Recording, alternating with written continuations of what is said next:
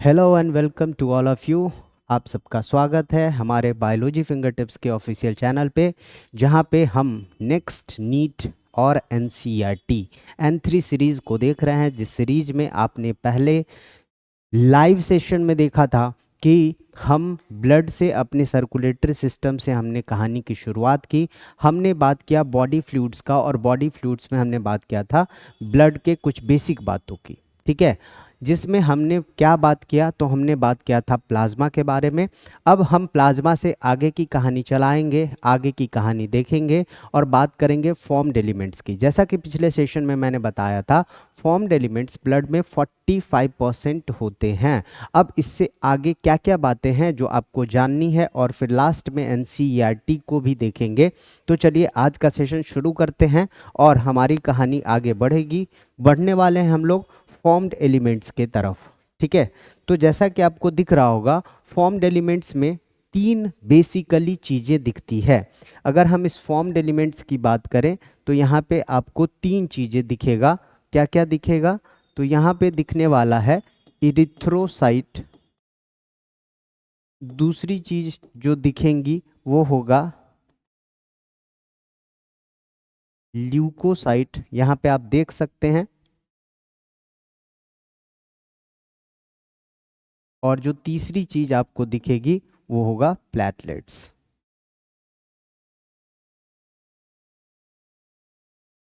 ठीक है, ये तीन चीजें हमें प्रोमिनेंटली देखने को मिलता है, यानी कि यह तीन चीजें मिलके फॉर्म्ड एलिमेंट्स बनाते हैं, और यह 45% टोटल ब्लड का कॉन्स्टिट्यूट करने वाला है। आप जैसा कि देख पा रहे होंगे कि यहाँ पे जो आरबीसी दिख रहा है, प्लेटलेट्स दिख रहा है और वाइट ब्लड सेल्स दिख रहे हैं। इरिथ्रोसाइट जो होता है इसी को हम रेड ब्लड सेल बोलते हैं, या रेड ब्लड बेटर है कॉर्पसल्स बोलेंगे। क्यों? ल्यूकोसाइट इसको हम लोग वाइट ब्लड सेल बोलेंगे।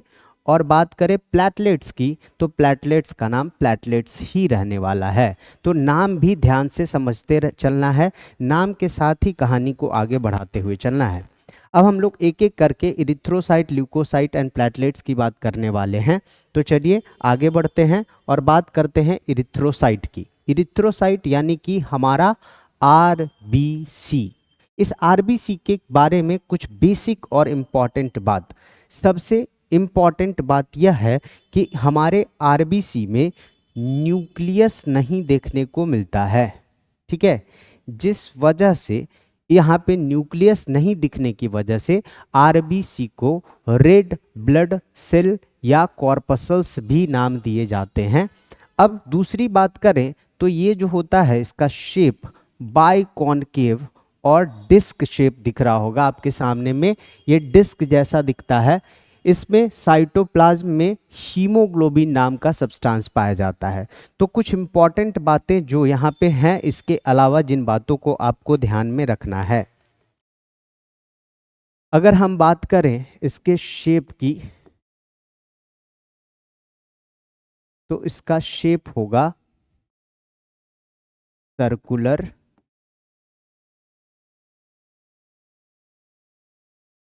बाइकॉनकेव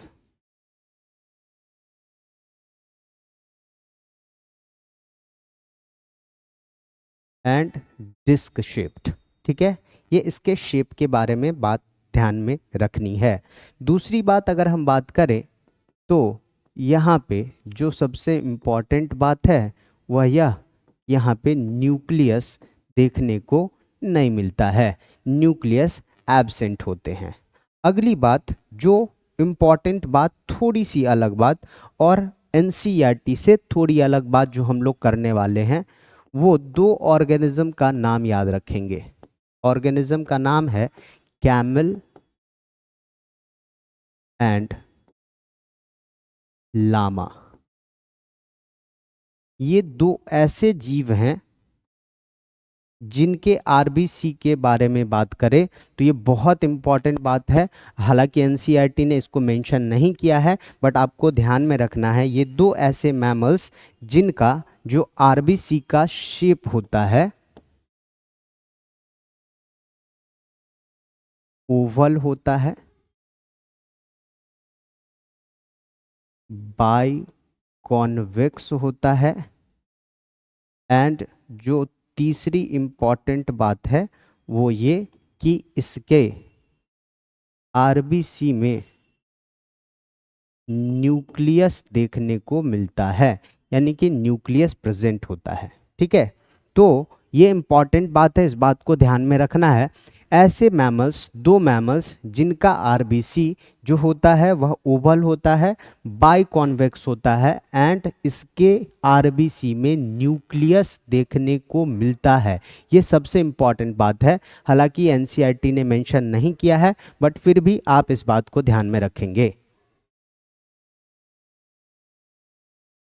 इस इम्पॉर्टेंट बात को ध्यान में रखते हुए हम आगे अगर बढ़ें तो एक और बात जो आपको ध्यान में रखनी है कि जैसा कि नाम में ही है आरबीसी, ये रेड कलर का दिख रहा है, तो इसका जो कलर है ना, ये कलर किसकी वजह से है? तो ये कलर के लिए ही इसके पास, ये कलर देने के लिए जो चीज़ है वो है हीमोग्लोबिन। इस हीमोग्लोबिन की वजह से इसका जो कलर होता है वह रेड कलर आता है, यह रेड कलर का दिखता है। अगली बात और इम्पॉर्टेंट बात करें तो हमारा जो आरबीसी है, इस आरबीसी का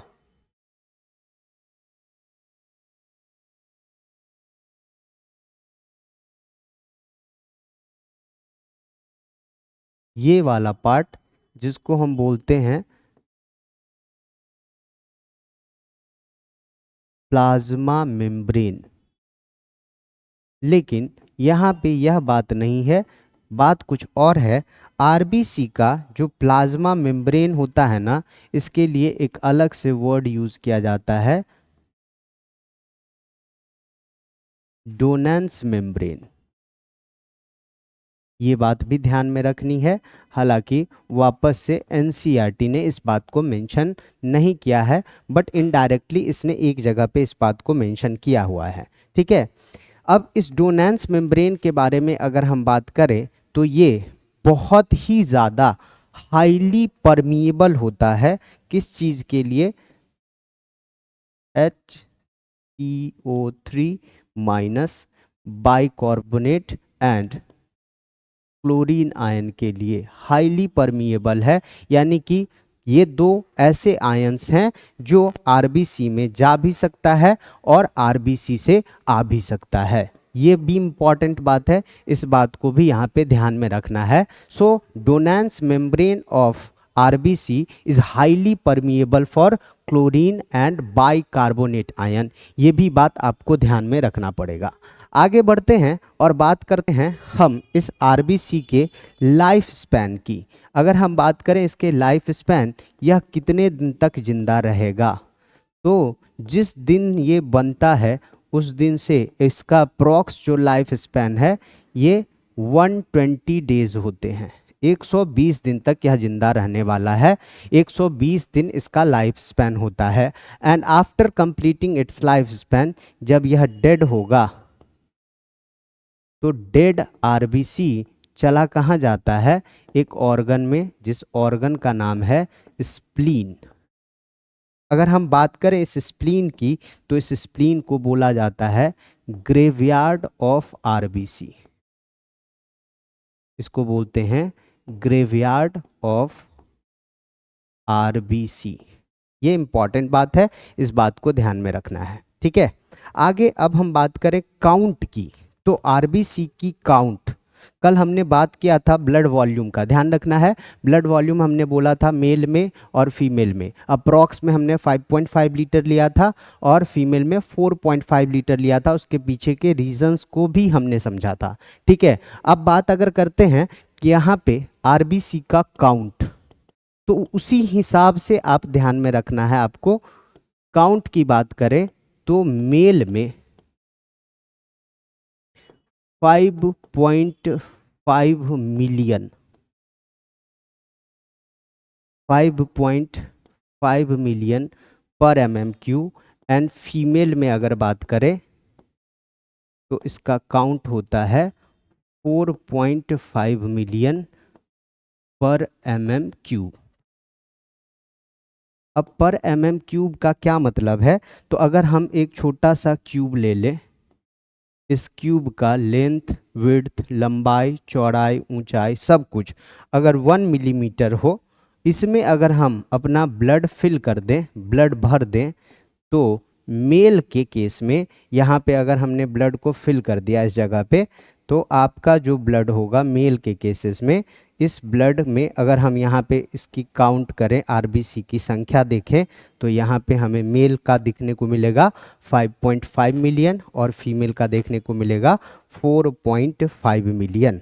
ठीक, अब इस आरबीसी की कहानी में कुछ बातें जो और भी बहुत इम्पॉर्टेंट है, जो एनसीईआरटी कहीं ना कहीं आपको दूसरे चैप्टर्स में भी मिलने वाला है। जैसे टिश्यू पढ़ेंगे तो वहाँ पे भी कनेक्टिव टिश्यू पढ़ना है।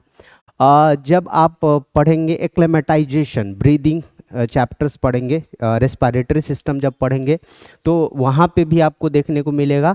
तो उस जगह पे एक हार्मोन की भी चर्चा की गई है। तो अब आगे की कहानी थोड़ा सा इस आरबीसी में, इतनी कहानी आई होप आपको बहुत क्लियर हो गई होंगी। अगर ये कहानी क्लियर है तो इसी में हम थोड़ा सा आगे बढ़ने वाले हैं।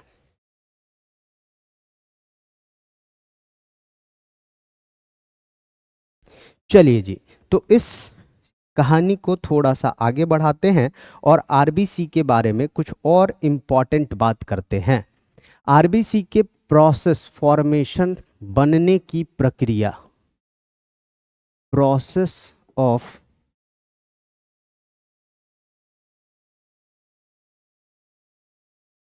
फॉर्मेशन ऑफ आरबीसी, इस प्रोसेस को बोला जाता है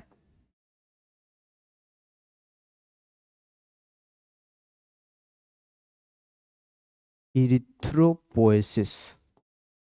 जैसे कल हमने वर्ड यूज किया था हीमोपोएसिस, हीमोपोएटिक ऑर्गन। चूंकि आरबीसी को इरिथ्रोसाइट बोलते हैं तो इस प्रोसेस को हम बोल देंगे इरिथ्रोपोएसिस। अब बात आती है कि जितने भी ऑर्गन इसको बनाने के लिए रिस्पॉन्सिबल होंगे ना, उन सारे ऑर्गन्स की अगर हम बात करें तो उन सारे ऑर्गन्स को हम बोलेंगे इरिथ्रोपोएटिक ऑर्गन। अब जो बातें हम लोग करने वाले हैं ना, बहुत ध्यान से समझिएगा। ये बात बहुत क्लियर कट नहीं लिखा हुआ है, लेकिन जो सबसे इम्पॉर्टेंट बात है इस बात को यहाँ पे हम लोग मेंशन करते हैं। हमारी बॉडी में सबसे पहली बार पहला RBC, first RBC in the case of human, पहला आरबीसी बनाने के लिए कौन जिम्मेदार होता है? ऑप्शन में मिलेगा लिवर, बोन मैरो और भी कुछ नाम मिल जाएंगे। इम्पॉर्टेंट बात ध्यान रखना है, क्लास 12th अगर आपने पढ़ रखा होगा तो क्लास 12th में आपने पढ़ा होगा कि एक बच्चा जो अपने माँ के गर्भ में, यूटरस के अंदर, इंट्रा यूट्राइन लाइफ में होता है, तो वो एक्स्ट्रा एम्ब्रायनिक मेम्ब्रेन से घिरा हुआ होता है और वहाँ पे amnion, chorion, allantois, yolk sac जैसे लेयर्स होते हैं। उसमें जो यॉक सैक वाला लेयर होता है ना, यही यॉक सैक हमारे बॉडी का पहला आरबीसी बनाता है। ये पहला आरबीसी बनाने के लिए जिम्मेदार है हमारा यॉक सैक। बाद में चल के लैटर ड्यूरिंग इंट्रायूटेराइन लाइफ यही काम करना शुरू कर देता है। कौन? तो ये काम करता है लिवर, जब तक कि हमारा बोन मैरो नहीं बना रहता। एंड फाइनली जब हमारे बॉडी में बोन मैरोज बन जाते हैं, तब यह बनाना शुरू कर देगा बोन मैरो। ठीक है, तो ये इम्पॉर्टेंट है। ये तीनों इरिथ्रोपोएटिक ऑर्गन्स अलग अलग स्टेज पे काम करते हैं। अगर आपको पता होगा तो बॉडी के most of the major organs जो होते हैं वो हमारी बॉडी के 3rd month of intrauterine life के में जाके बनते हैं। तो लिवर अगर बना रहा है ना, तो इसके लिए इसको कम से कम वेट करना पड़ेगा 3rd month of intrauterine life. उससे पहले जो अंग बनाता है वो है एक्स्ट्रा एम्ब्रायनिक मेम्ब्रेन का part, that is yolk sac. अब बात करें थोड़ी सी बात, हम बात करें हीमोग्लोबिन की, तो यह हीमोग्लोबिन ना बहुत ही कमाल का चीज़ है। यह हीमोग्लोबिन बहुत ही ज़्यादा ज़रूरी है। और एक डेटा भी याद रखना है। एक डेटा क्या है, तो हम अगर बात करें on an average 100 ml of blood ले